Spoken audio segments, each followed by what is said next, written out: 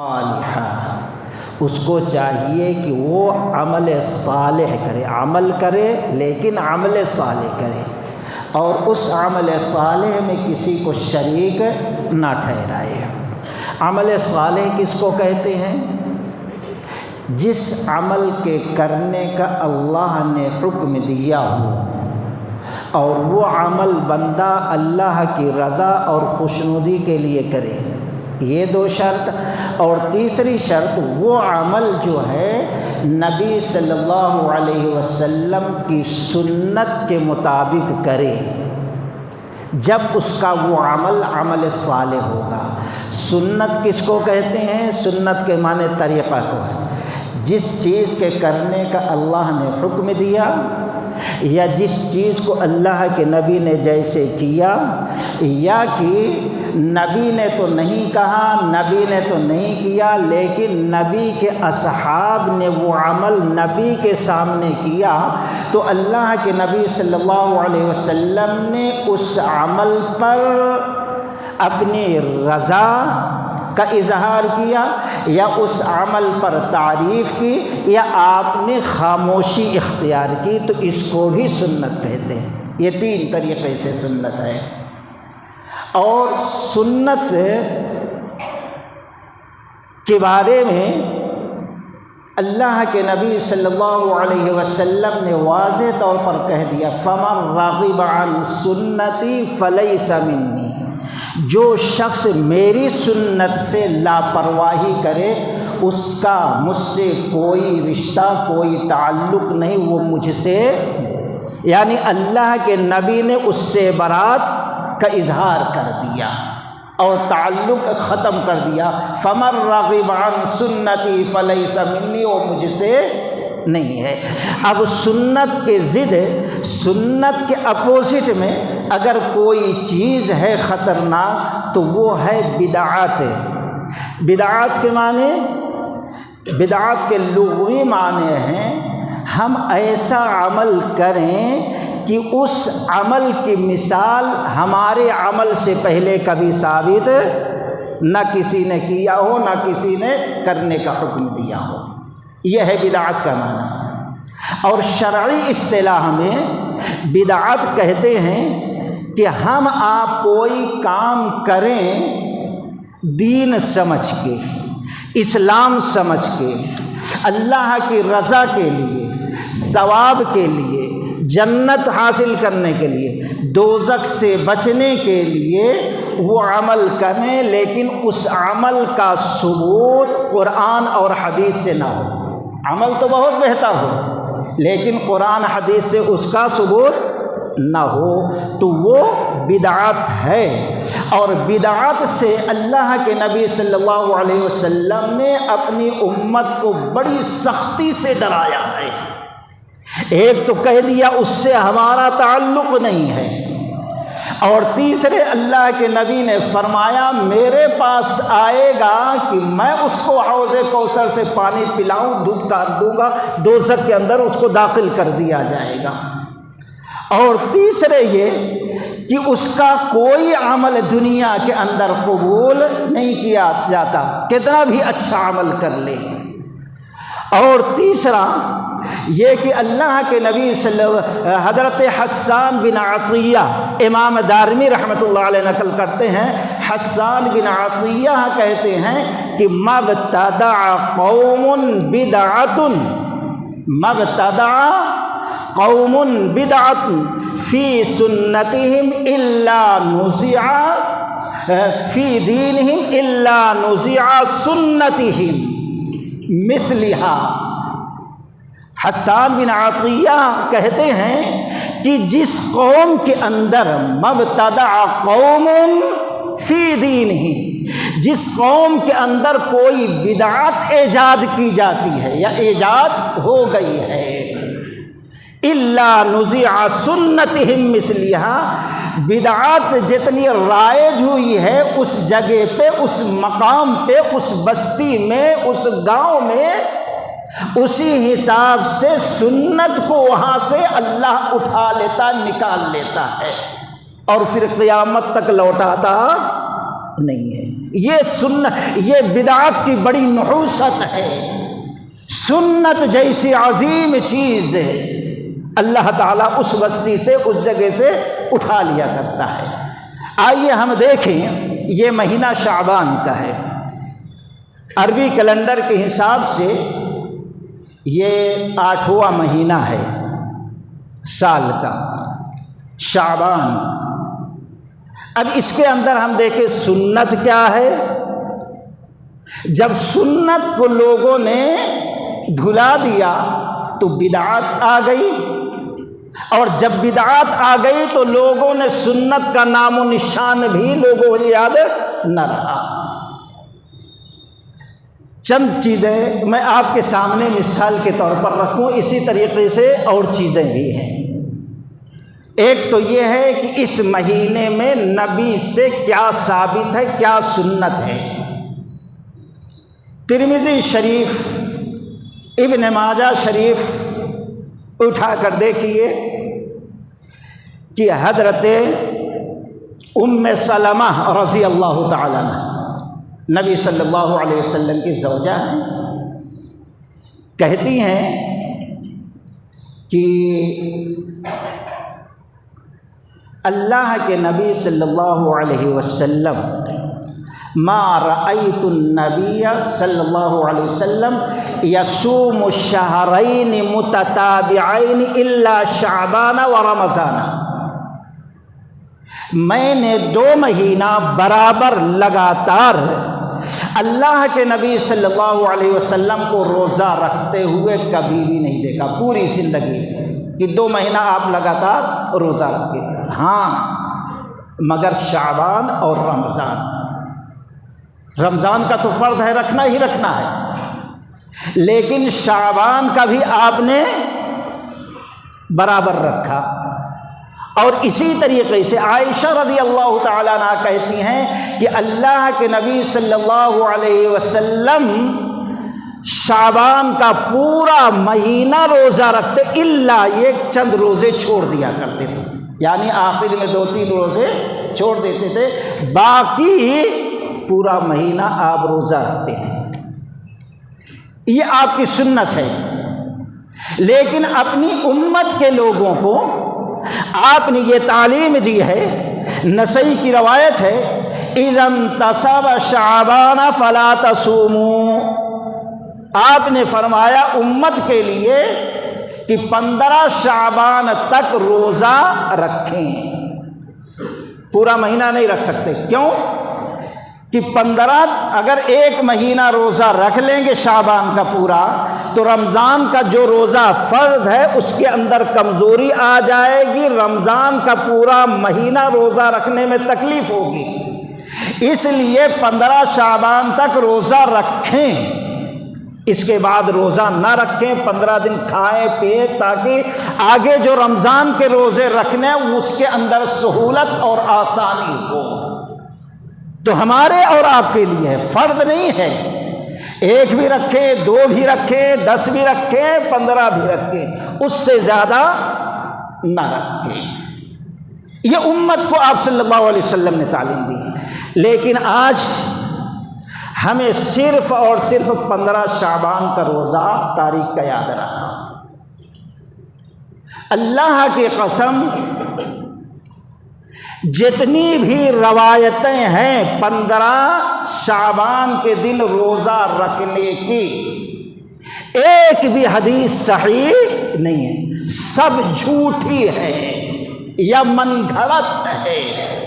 جیسے کہ ایک حدیث بیان کی جاتی ہے جس کو علامہ ابن جوزی رحمۃ اللہ علیہ نے الموضوعات کے اندر لکھ کر کہا یہ گڑی ہوئی حدیث ہے، کسی شخص نے خود کہہ دیا اور پھر نام نبی کا لگا دیا کہ اگر کوئی شخص 15 شعبان کی تاریخ کا روزہ رکھتا ہے تو اس کے زندگی کے جو 60 سال گزر گئے ہیں، اور پھر آئندہ 60 سال جو آنے والے ہیں، 260 ہیں، یعنی 120 سال روزہ رکھنے کا اللہ اس کو اجر ثواب دیتا ہے۔ اللہ اکبر! روزہ ایک رکھے 15 شعبان کا، لیکن 120 سال روزہ رکھنے کا اجر ثواب۔ رمضان کے روزے کی بھی یہ فضیلت ہے نہیں۔ اب ایسی جھوٹی من گھڑت حدیثیں جب بیان کی جاتی ہے تو لوگ مچل جاتے ہیں اور سوچتے ہیں چلو ایک روزہ رکھ لے، پورے 120 سال کے روزہ رکھنے کا ثواب مل جا رہا ہے۔ اسی طریقے سے امام ابن ماجہ رحمۃ اللہ علیہ ابن ماجہ شریف کے اندر نقل کرتے ہیں، علی بن ابی طالب رضی اللہ تعالی عنہ نقل کرتے ہیں کہ اللہ کے نبی صلی اللہ علیہ وسلم نے فرمایا اذا کانت لیلۃ النصف من شعبان تقوم لیلہا وتصوم نہارہا، 15 شعبان جب آئے تو تم میں سے چاہیے کہ وہ رات کو قیام کرے اور دن کو روزہ رکھے، کیونکہ 15 شعبان کی رات کو سورج غروب ہونے کے بعد اللہ سمائے دنیا پر آتا ہے، پہلے آسمان پر، اور کہتا کون رزق مانگتا ہے میں اس کو رزق دے دوں، کون تکلیف میں ہے اس کی پریشانی تکلیف دور کر دوں، کون بیمار ہے اس کو بیماری سے نجات دے دوں۔ اس طریقے سے نماز فجر کا وقت ہونے تک یہ اعلان ہوتے رہتا ہے 15 شعبان کی رات کو۔ یہ حدیث بھی بیان کی جاتی ہے، لیکن یہ حدیث بھی ایک دم جھوٹی ہے، گڑھی ہوئی ہے۔ حافظ ابن حجر رحمۃ اللہ علیہ نے کہا اس کے اندر ایک راوی ابو بکر بن عبداللہ بن صبرہ ہے، اس شخص کا کام تھا بدبخت کا، یہ خود سے حدیثیں گڑھتا تھا، بناتا تھا اور کہتا تھا کہ اللہ کے نبی صلی اللہ علیہ وسلم نے بیان فرمایا ہے، اور اللہ کے نبی صلی اللہ علیہ وسلم کی صحیح روایت ہے جو شخص جان بوجھ کر کسی جھوٹی بات کی نسبت میری طرف کرے فَلْيَتَبَوَّ مَقْعَدَهُ مِنَ النَّارِ، اس کا ٹھکانہ دوزخ ہوتا ہے۔ تو ایسا انسان دوزخی ہے دوستو۔ ایسی جھوٹی حدیثیں لوگوں کے سامنے بیان کی جاتی ہیں، اور آج لوگ 15 شعبان کی تاریخ کا روزہ بہت اہم سمجھتے ہیں، جس کو رکھنا گناہ ہے، بدعت ہے۔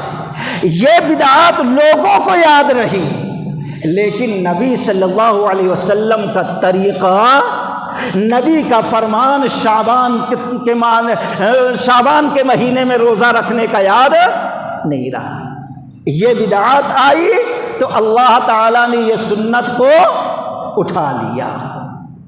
یہ نحوست ہے اس بدعات کی دوستوں، ایک چیز۔ اور دوسری چیز، ہم یہ کہتے ہیں کہ یہ فیصلے کی رات ہے، یہ فیصلے کی رات ہے، تقدیر لکھی جانے کی رات ہے، فرشتوں کے نزول کی رات ہے۔ اور قرآن کی آیت 25واں پارہ سورہ دخان کی شروع کی آیت ہے، اِنَّا أَنزَلْنَاهُ فِي لَيْلَةٍ مُبَارَكَةٍ إِنَّا كُنَّا مُنذِرِينَ فِيهَا يُفْرَقُ كُلُّ أَمْرٍ حَكِيمٍ أَمْرًا مِّنْ عِنْدِنَا إِنَّا كُنَّا مُرْسِلِينَ۔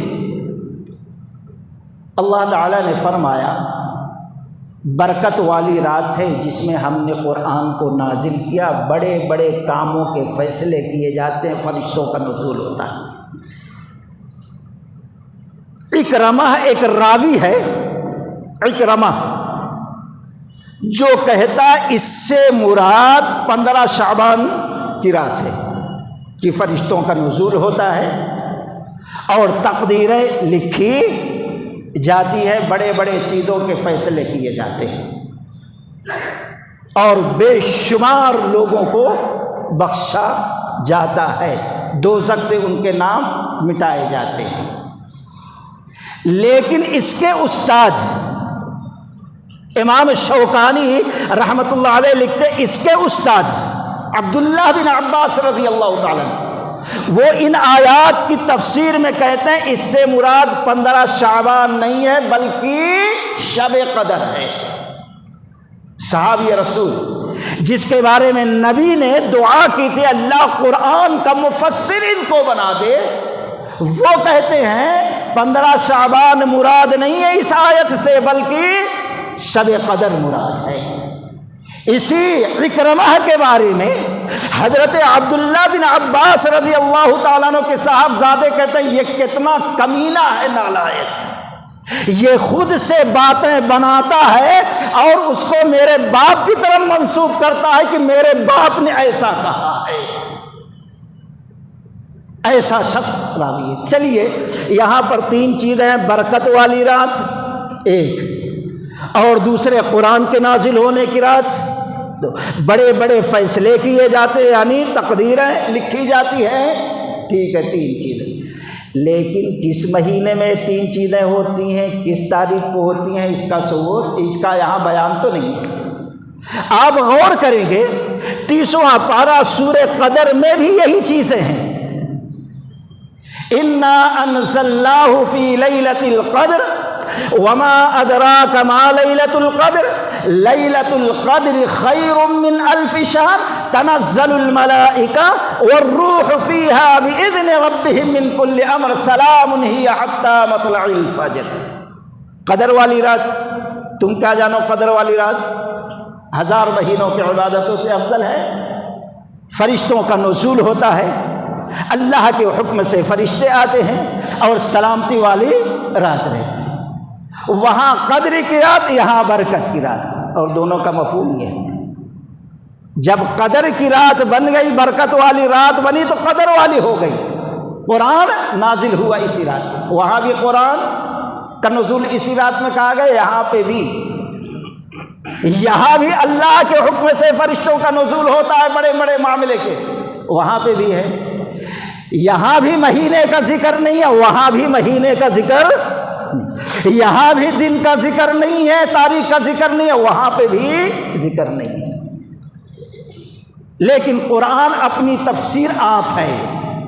تیسری جگہ ہم دیکھیں اللہ تبارک و تعالی نے فرمایا شہر رمضان الذی انزل فیہ القرآن ھدی للناس، رمضان ہی وہ مہینہ ہے جس میں قرآن نازل ہوا۔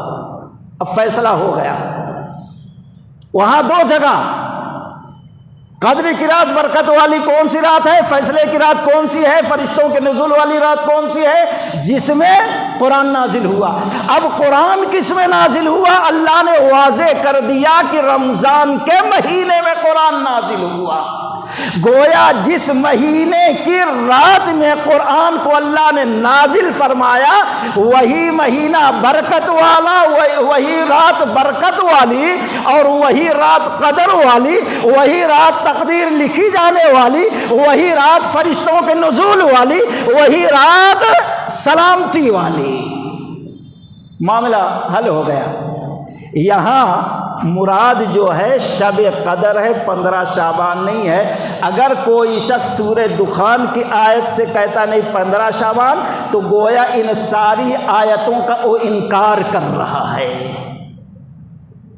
کہ اللہ تعالیٰ نے شب قدر کو نازل فرمایا، قرآن نبی کو نبوت ملی، ساری چیزوں کا وہ انکار کر دے رہا۔ ایسا شخص قرآن و حدیث کا منکر ہوگا، اور سارے صحابہ کا جس پر اتفاق ہے اس کو وہ انکار کرنے والا ہوگا۔ جو قرآن و حدیث کا انکار کر دے اب دائرہ اسلام میں کہاں اور رہ سکتا ہے دوستو۔ لیکن جھوٹی روایتوں کے پیچھے جا کر لوگ اپنی جہالت کے وجہ سے اپنے ایمان کو ضائع کر رہے ہیں، قرآن و حدیث کا انکار کر دے رہے ہیں۔ تو یہاں اس سے مراد فیصلے کی رات، برکت والی رات شب قدر ہے، شب برات نہیں ہے۔ اور یاد رکھیے اسی طریقے سے قبرستان جانے کی ہے تیسری چیز، شب قدر کو ہی جایا جائے۔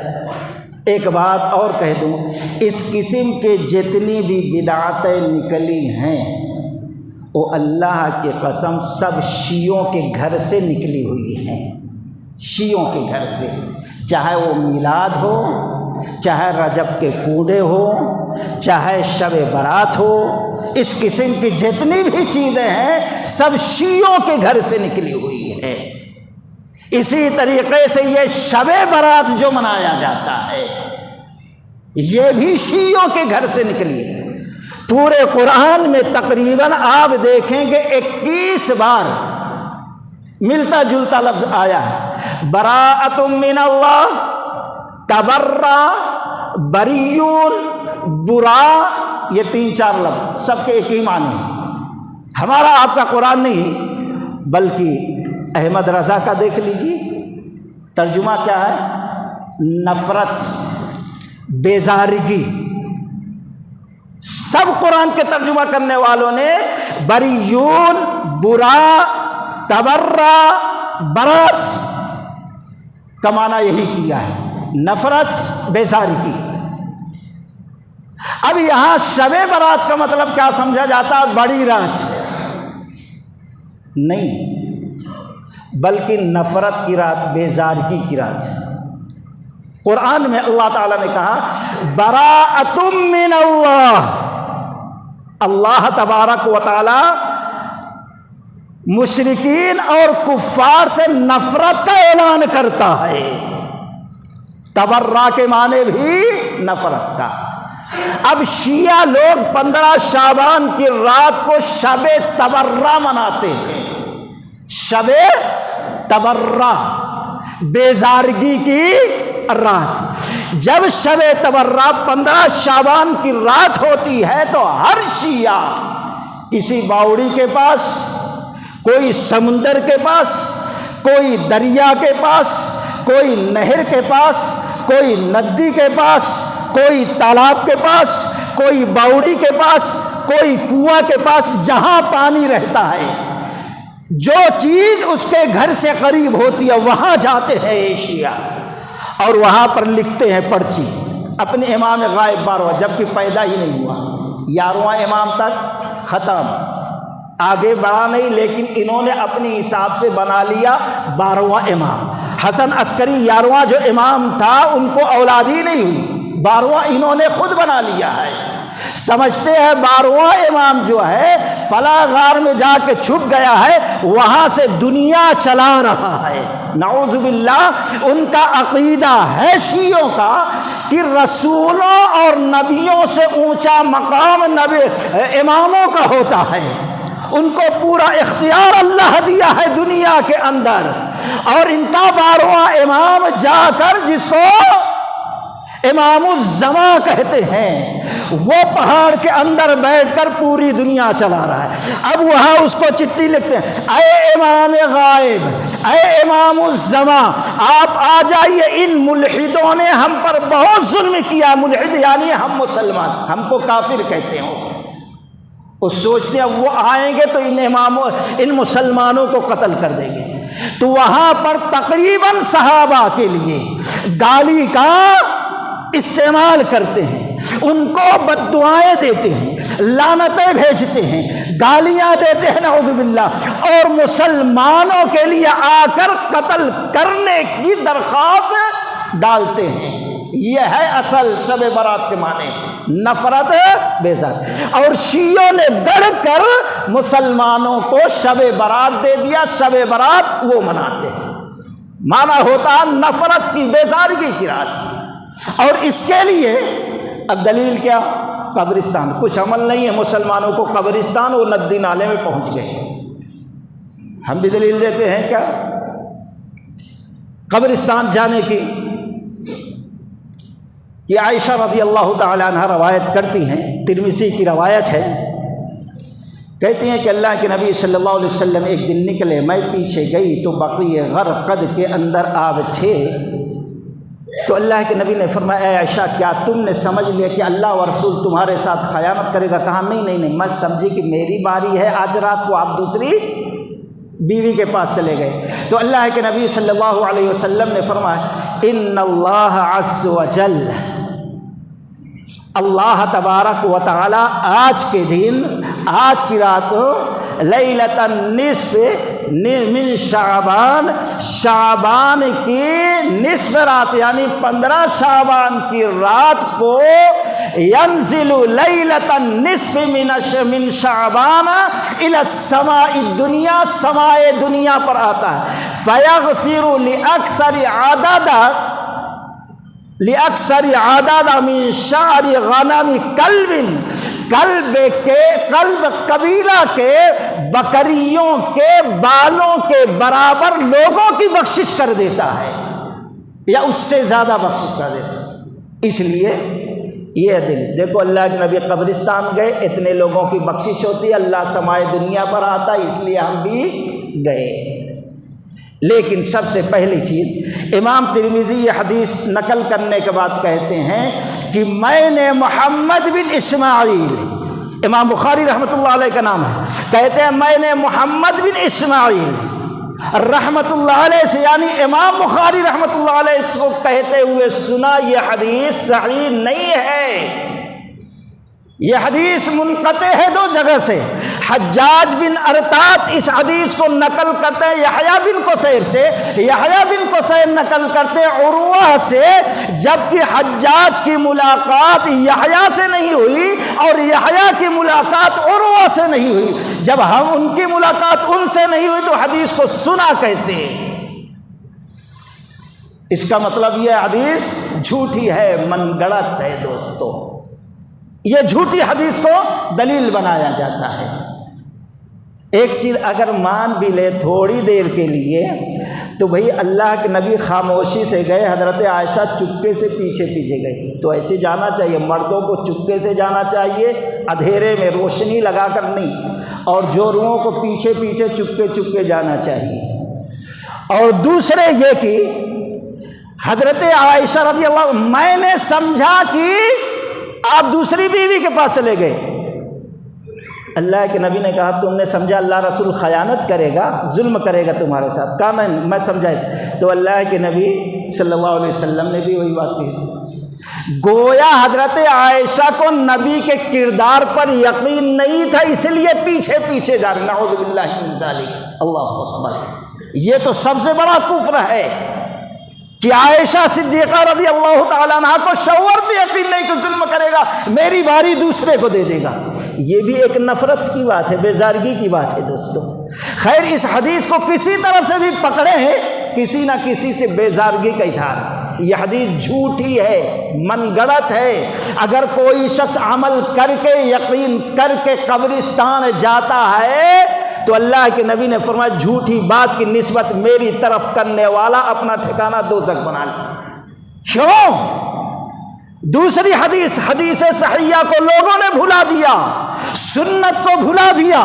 حدیث صحیحہ کیا ہے؟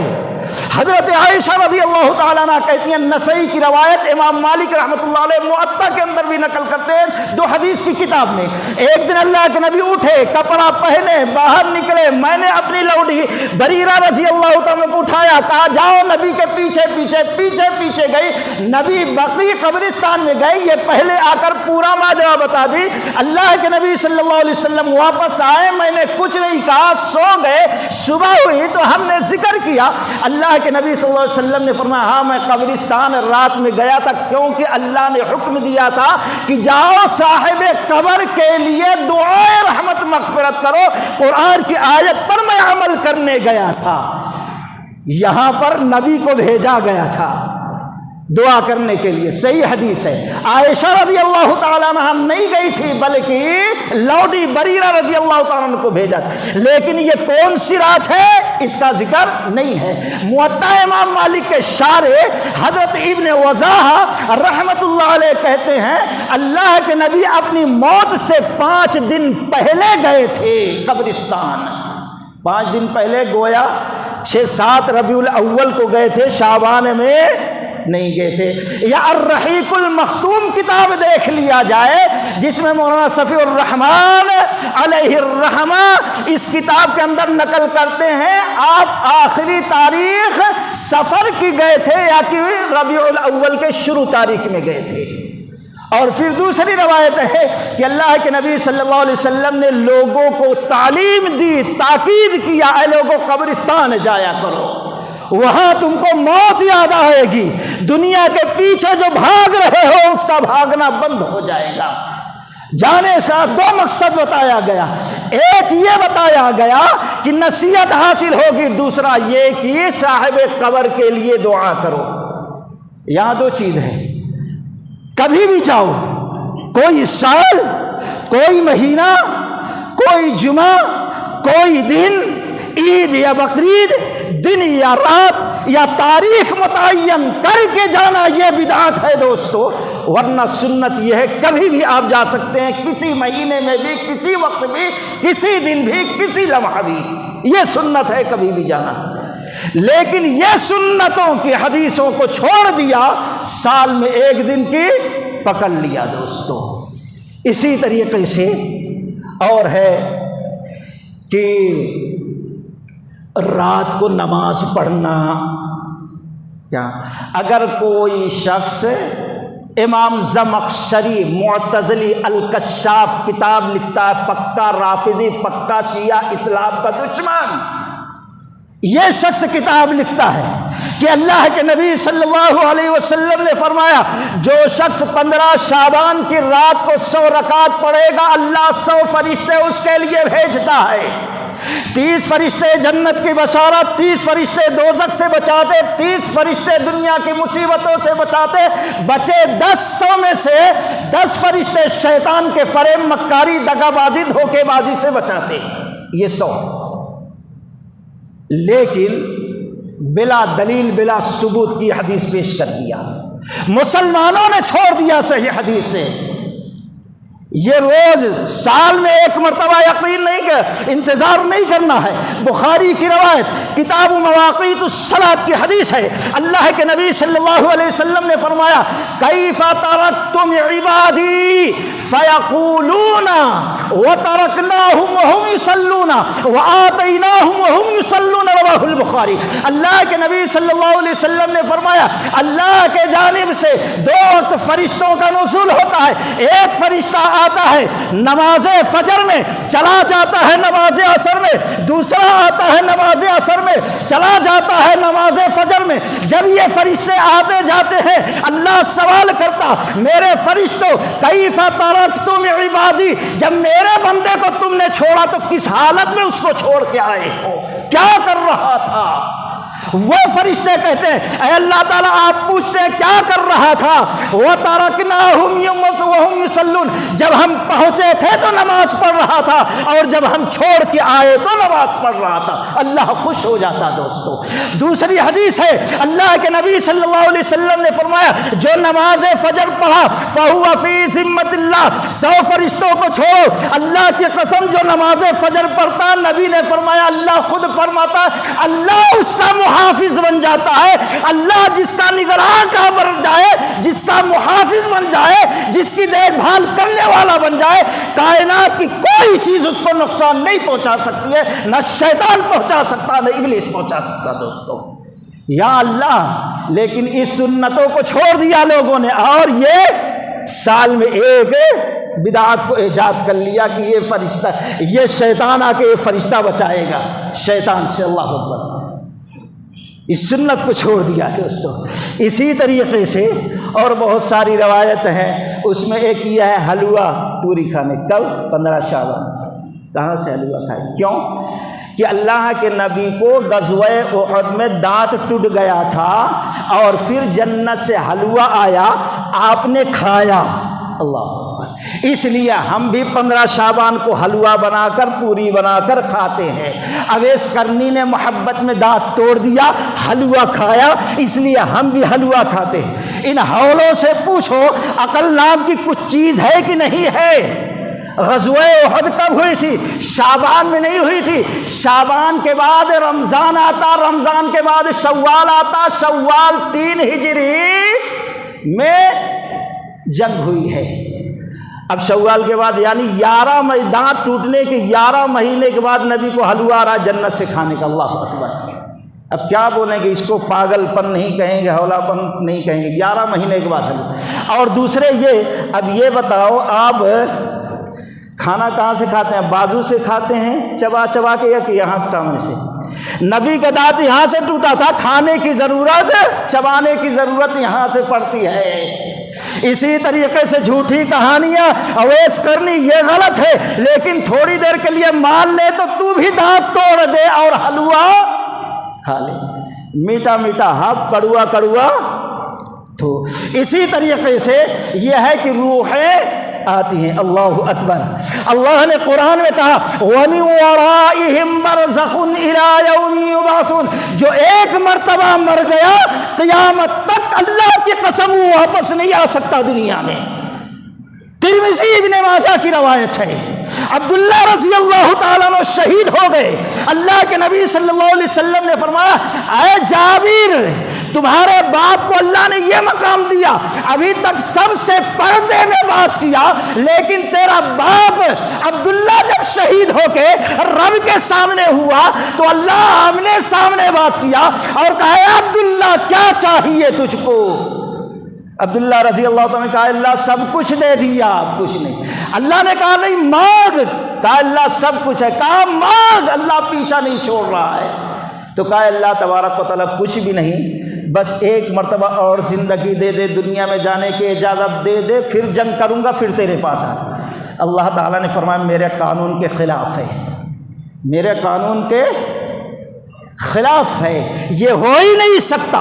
جس سے آمنے سامنے اللہ بات کیا وہ مانگ کر رہا ہے، اللہ اس کو اجازت نہیں۔ دو قسم کے لوگ مرتے ہیں، ایک برے جو فرشتوں کے حوالے کیے جاتے ہیں، ان کی توڑ پھوڑ ہوتی ہے، اب انہیں آنا چاہا تو آ نہیں سکتا۔ ایک اچھا آدمی جو مقام علیین میں اس کو جنت کی نعمتیں مل رہی، وہ چھوڑ کر یہاں تمہاری چیزیں کھانے نہیں آ سکتا۔ دوستو تو یہ سب بکواس ہے، دین کو برباد کرنا ہے، یہ بدعت ہے دوستو۔ اسی طریقے سے یہ بھی کہ چراغا جو کیا جاتا ہے، لائٹ لگائی جاتی ہے، اللہ کی قسم یہ بھی غلط ہے۔ کسی خاص عبادت، تہوار، رمضان، شعبان، ربیع الاول، کسی بھی مہینے میں اسلام نے خاص طور پر مسجدوں کو، گھروں کو، قبرستانوں کو روشن کرنے کی اجازت نہیں دی ہے، بلکہ مجوسی لوگ بڑی قدر کرتے ہیں آگ کی، اس کی پوجا کرتے ہیں۔ کچھ نام نہاد مجوسی لوگ جب مسلمان ہو گئے تو وہ لوگ اسلام کے اندر یہ چیز داخل کیے مسجدوں کے اندر۔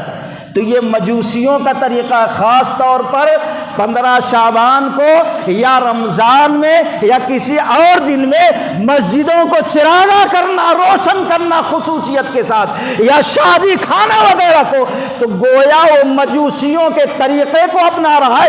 اور نبی نے فرمایا جو جس قوم کی مشابہت اختیار کرے گا وہ اسی کے ساتھ داخل کر دیا جائے گا۔ اس قسم کے بہت ساری بدعتیں ہیں دوستو۔ یہ بدعتیں کب آئی؟ جب سنت کو انہوں نے بھلا دیا ہے۔ ابھی بھی اللہ نے وقت دیا ہے، زندگی دی ہے، موقع دیا ہے، قرآن و حدیث ہے، پڑھ لو، اپنی اصلاح کر لو اور اپنی عاقبت سنبھال لو دوستو۔ اللہ تعالیٰ سے دعا ہے اللہ تعالیٰ ہم تمام لوگوں کو صحیح معنوں میں قرآن و سنت سمجھنے، اس پر غور کر کے اس پر عمل کرنے کی توفیق رفیق عطا فرمائے۔ وآخر دعوانا ان الحمدللہ رب العالمین۔ الحمدللہ وحدہ والصلاة والسلام علی من لا نبی بعدہ۔ فاعوذ باللہ من الشیطان الرجیم، بسم اللہ الرحمن الرحیم۔